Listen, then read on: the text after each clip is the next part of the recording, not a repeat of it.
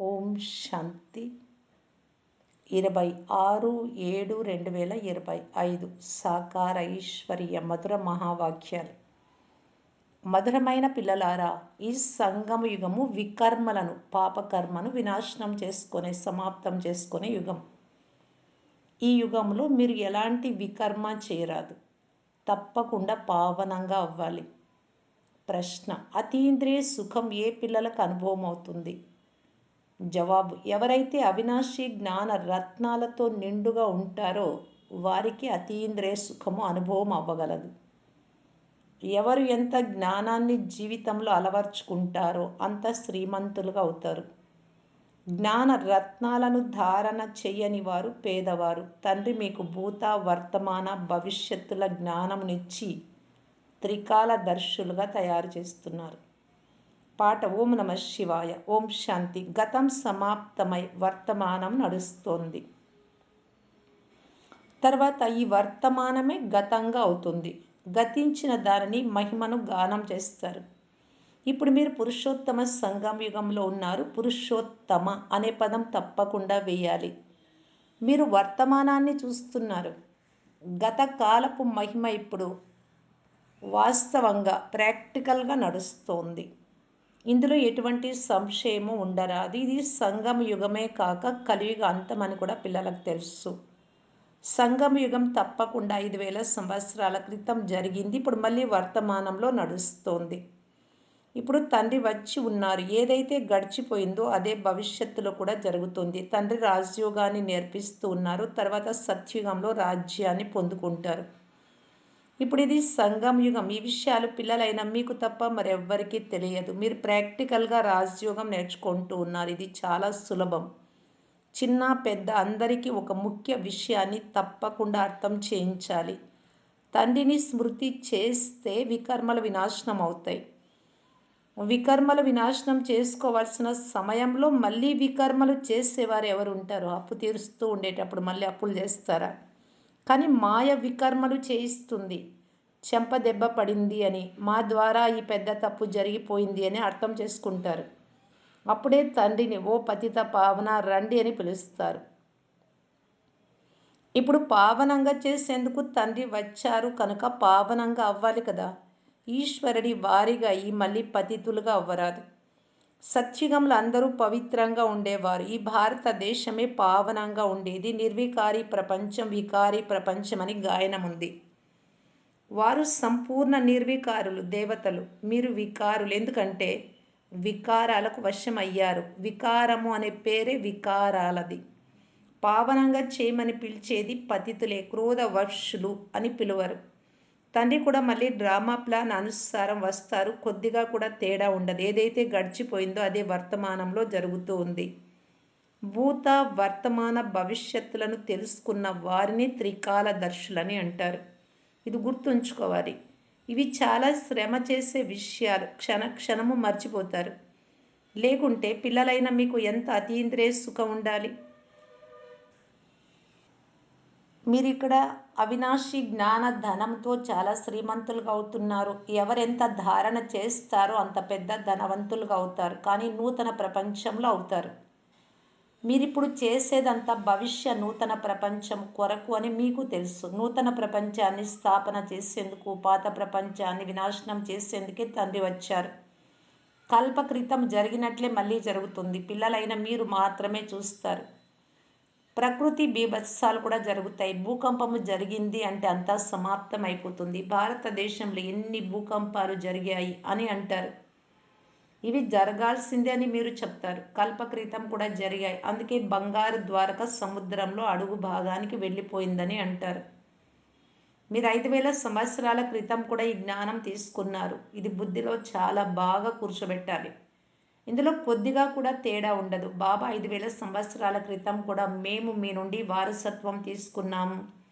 అనేక సార్లు మీ నుండి వారసత్వం తీసుకున్నాము. ఎన్నిసార్లు తీసుకున్నాము లెక్క పెట్టలేము. ఎన్నిసార్లు మీరు విశ్వానికి యజమానులుగా అవుతారు, తర్వాత ఫకీర్లుగా అవుతారు.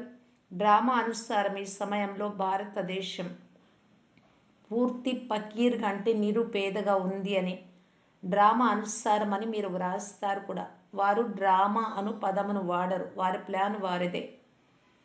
డ్రామా ప్లాన్ అనుసారం మళ్ళీ 5,000 సంవత్సరాల క్రితం వలె స్థాపన చేస్తున్నాము అని మీరు చెప్తారు. కల్ప క్రితమే కర్తవ్యం చేస్తారు, అది ఇప్పుడు కూడా శ్రీమతం ద్వారా చేస్తారు. శ్రీమతం ద్వారానే శక్తి తీసుకుంటారు. శివశక్తులు అనే పేరు కూడా ఉంది కనుక మీరు శివశక్తులు, దేవీలు మందిరాలలో కూడా మీరు పూజింపబడతారు.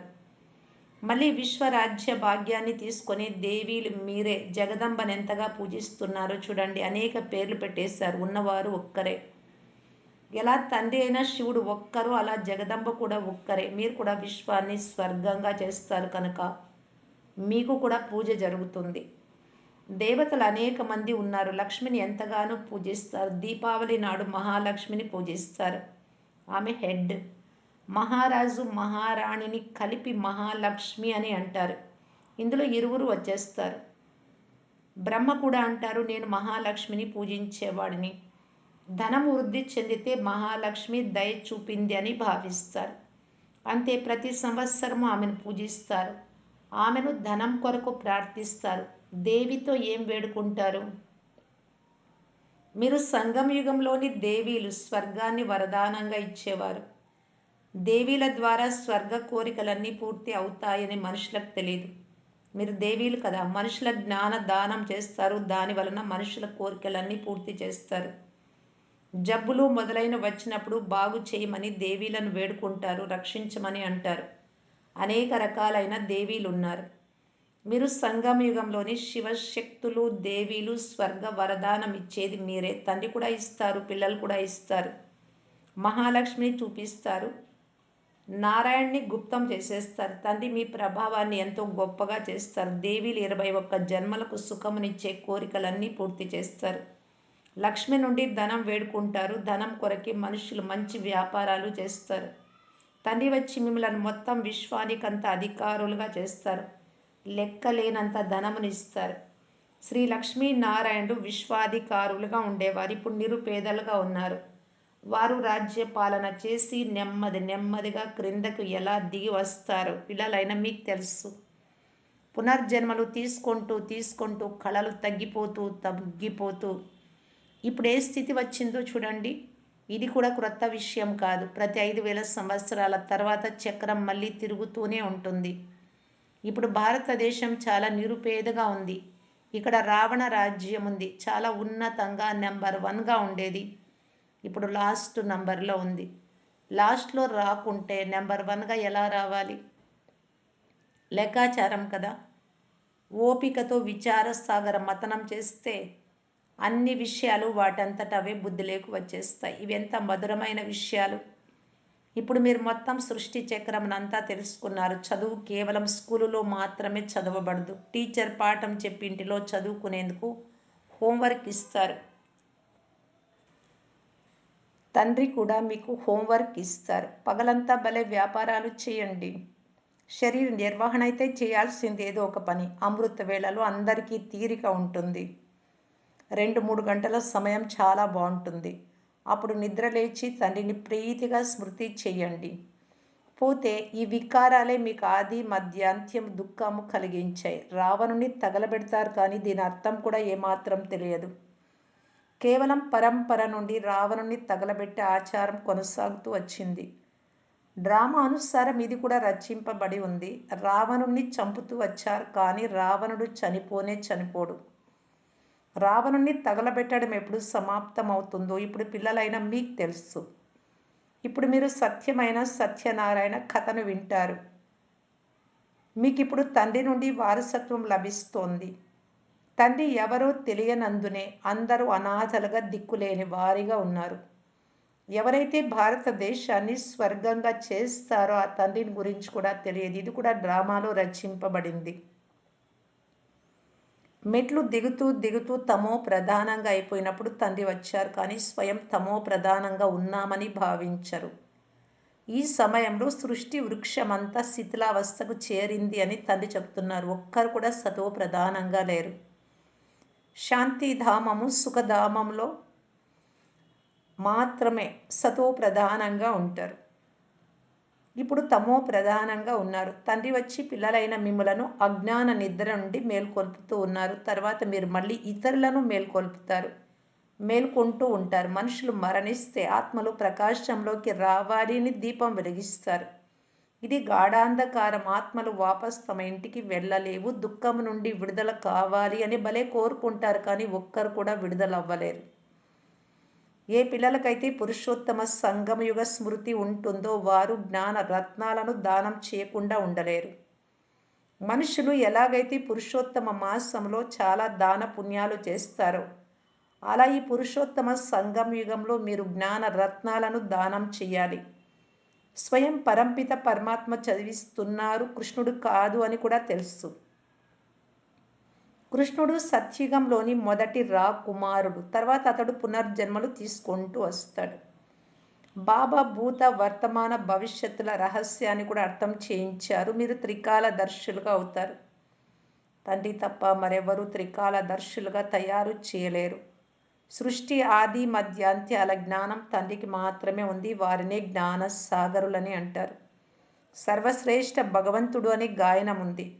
వారే రచయిత. హెవెన్లీ గాడ్ ఫాదర్ అనే పదం చాలా స్పష్టంగా ఉంది, అనగా స్వర్గ స్థాపన చేయువారు. శివ జయంతిని కూడా జరుపుకుంటారు, కానీ వారు ఎప్పుడు వచ్చారో ఏం చేశారో ఎవ్వరికీ తెలియదు. జయంతికి అర్థమే తెలియకుంటే జరుపుకుని లాభమేముంది? ఇదంతా డ్రామాలో నిర్ణయమై ఉంది. ఈ సమయంలోనే పిల్లలైన మీరు డ్రామాలోని ఆది మధ్య అంత్యాలు తెలుసుకుంటారు. ఇంకెప్పుడు తెలుసుకోరు. మళ్ళీ 5000 సంవత్సరాల తర్వాత బాబా వచ్చినప్పుడే తెలుసుకుంటారు. ఈ 84 జన్మల చక్రం ఎలా తిరుగుతుందో మీకు ఇప్పుడే స్మృతిలోకి వచ్చింది. భక్తి మార్గంలో ఏముంది? దాని ద్వారా ఏమీ లభించదు. చాలామంది భక్తులు గుంపులలో మోసపోయేందుకు, ఎదురు దెబ్బలు తినేందుకు వెళ్తారు. బాబా మిమ్ములను వాటి నుండి విడుదల చేసేశారు. మీరు శ్రీమతాన్ని అనుసరించి మళ్ళీ భారతదేశాన్ని శ్రేష్టంగా చేస్తున్నాము అని మీకు తెలుసు. శ్రీమతం ద్వారానే శ్రేష్టంగా అవుతారు. శ్రీమతము సంగమ యుగంలోనే లభిస్తుంది. మనం ఎవరు, ఈ విధంగా ఎలా అయ్యాము అని మీరు యథార్థంగా తెలుసుకున్నారు. ఇప్పుడు మళ్ళీ పురుషార్థం చేస్తున్నారు. పిల్లలు పురుషార్థం చేస్తూ చేస్తూ ఫెయిల్ అయితే తండ్రికి సమాచారం ఇవ్వండి. మళ్ళీ నిలదొక్కుకోవడానికి తండ్రి హెచ్చరిస్తూ ఉంటారు.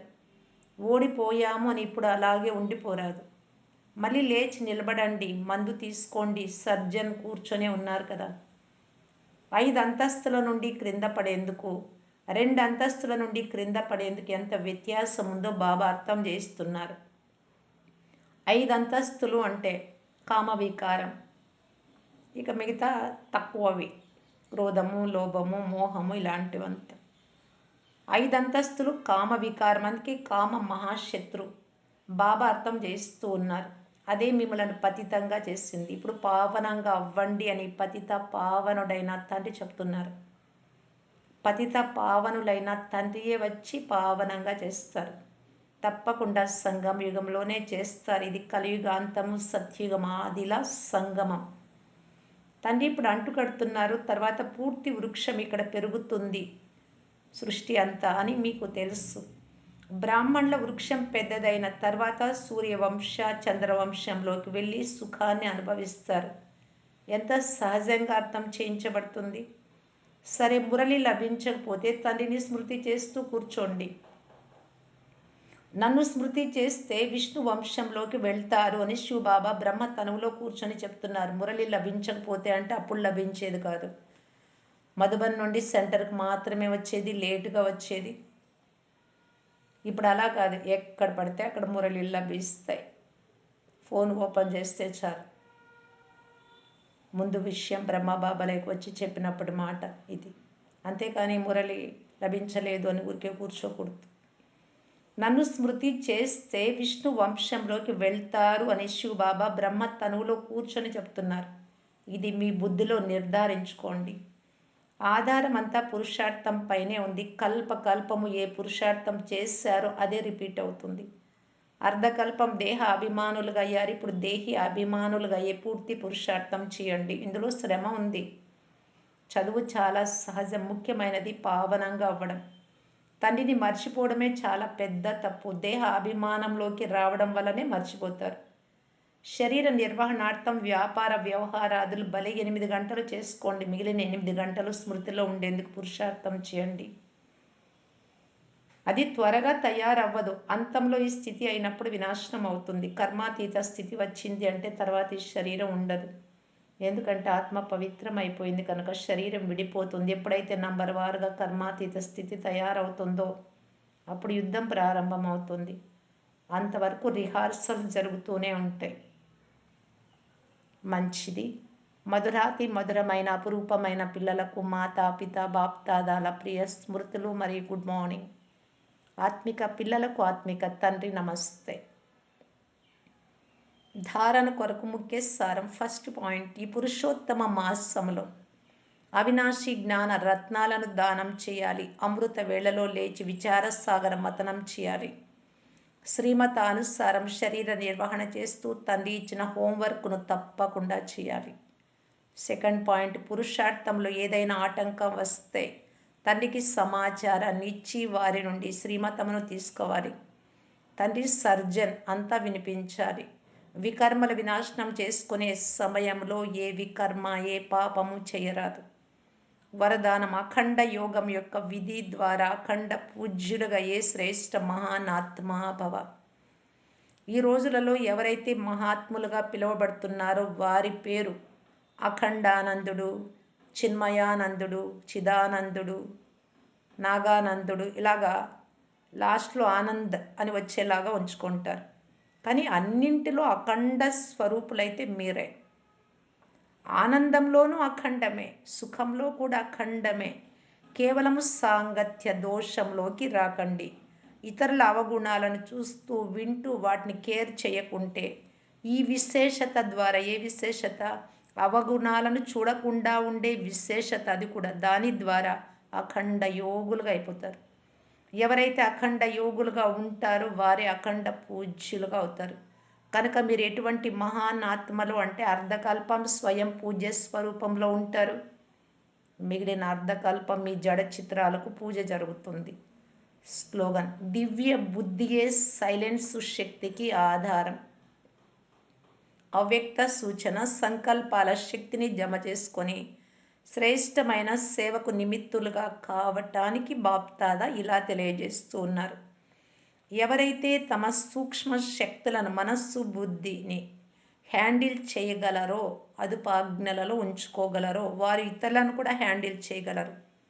అందువలన స్వయంపై కంట్రోలింగ్ పవర్, రూలింగ్ పవర్ ఉంటే ఇదే యథార్థమైన హ్యాండ్లింగ్ పవర్గా అయిపోతుంది. అజ్ఞాని ఆత్మలను సేవ ద్వారా హ్యాండిల్ చేసిన, బ్రాహ్మణ పరివారంలో స్నేహ సంపన్న, సంతుష్టత సంపన్న వ్యవహారం చేసిన రెండింటిలో సఫలమైపోతారు. ఓం శాంతి.